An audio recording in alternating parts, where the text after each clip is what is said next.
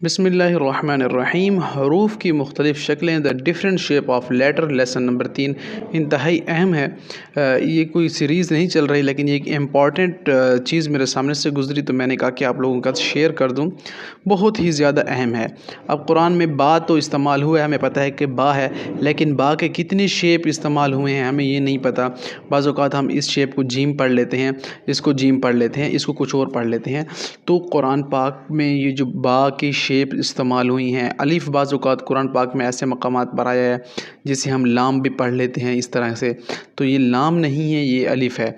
तो कई शेप्स है जो कि हिडन है और कई शेप बाकी हैं जो हमें नहीं पता होती। हम इसी वजह से गलती कर जाते हैं और कुरान पाक को गलत पढ़ लेते हैं। तो आज इन शेप्स को समझिए। मैं आपको ये शेप बताऊंगा कि कुरान में अगर इस शेप के आए तो आपने उन्हें बा पढ़ना है, आपने उन्हें कुछ और नहीं पढ़ना।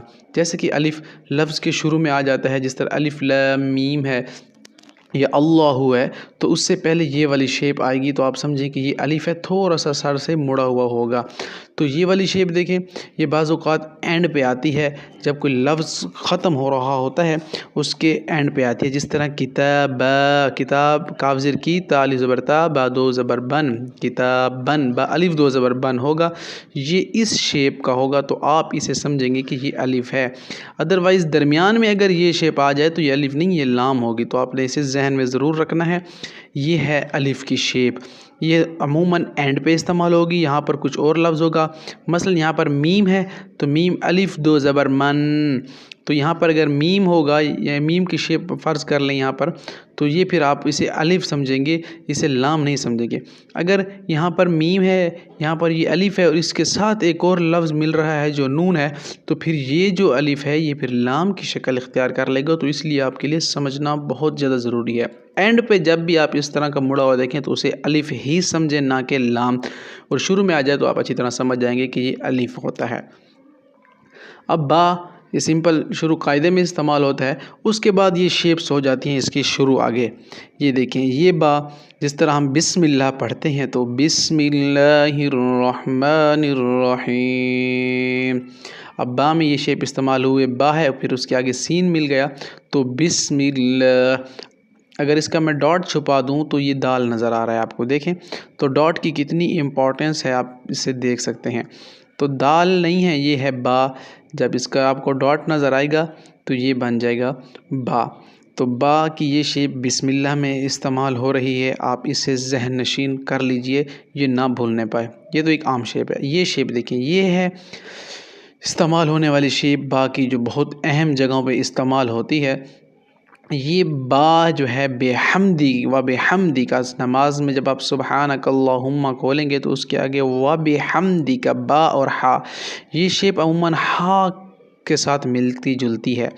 और कैसे, अगर मैं डॉट छुपा दूं तो ये उल्टा टिक नज़र आ रहा है, गुड आपको, ठीक है। अब मैं ये बताऊंगा कि ये शेप इस्तेमाल कहाँ कहाँ होती है। मसलन कुरान में या नमाज में आप देख लें तो सुबहानक अल्लाहुम्मा व बिहम्दी का तो बा है, तो ये हा यहाँ पे आ गई ना ऐसे, ए हा, तो ये बेहम्दी का बन जाएगा। बाज़ औक़ात हम जीम पढ़ लेते हैं इसे, तो ये होगा बेहम्दी का, ये बा इस्तेमाल करेंगे आप। आगे हा हो भी तो आपने इसे बा इस्तेमाल करना है, क्योंकि ये शेप बा की है।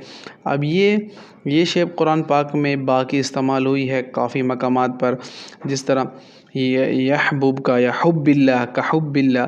तो यहाँ पर अगर मिसाल कर लीजिए, यहाँ पर हा आ रहा है, ठीक है, तो ये सिर्फ़ और सिर्फ आपके पास ऑप्शन है पहचानने के लिए कि ये बा होगी। क्यों? क्योंकि छोटा सा यहाँ पर हमें वो दी गई है शेप, जिस तरह इससे मिलती जुलती शेप आप देख लें। यहाँ ये ऐसी शेप है और ये वाली कुछ ऐसी शेप है। तो जो हमें दरमियान में ऑप्शन दी गई है, आप इसी से आपने पहचानना है। और सबसे बड़ा आपके पास जब ये नुक्ता आ जाएगा तो आप पहचान लें कि ये वाकई बा है। तो ये बा की शेप में बहुत अहम है। अब ये भी बा की शेप है, देखें सब जिस तरह हम उर्दू में लिखते हैं सीन और बा, यहाँ पर सीन लिख लेंगे और यहाँ पर बा, तो ये सब बन जाएगा। तो ये बा की शेप ऐसे भी आ सकती है कि एंड पे पूरी बा होगी और आप डॉट उसे नीचे लगा देंगे तो यहाँ से आप उसे पूरा कोई और वर्ड्स आ रहा होगा। तो उर्दू में भी काफ़ी अच्छे तरीके से ये इस्तेमाल होता है।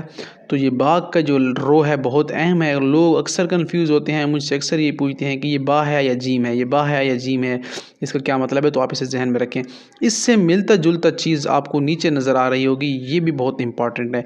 बाकी ये ता है, इसमें हम नहीं ज़्यादा टाइम लगाते क्योंकि आपको नज़र आ रहा है ये इसी शेप की है ता। 2 नुक्तों से आप ही पहचान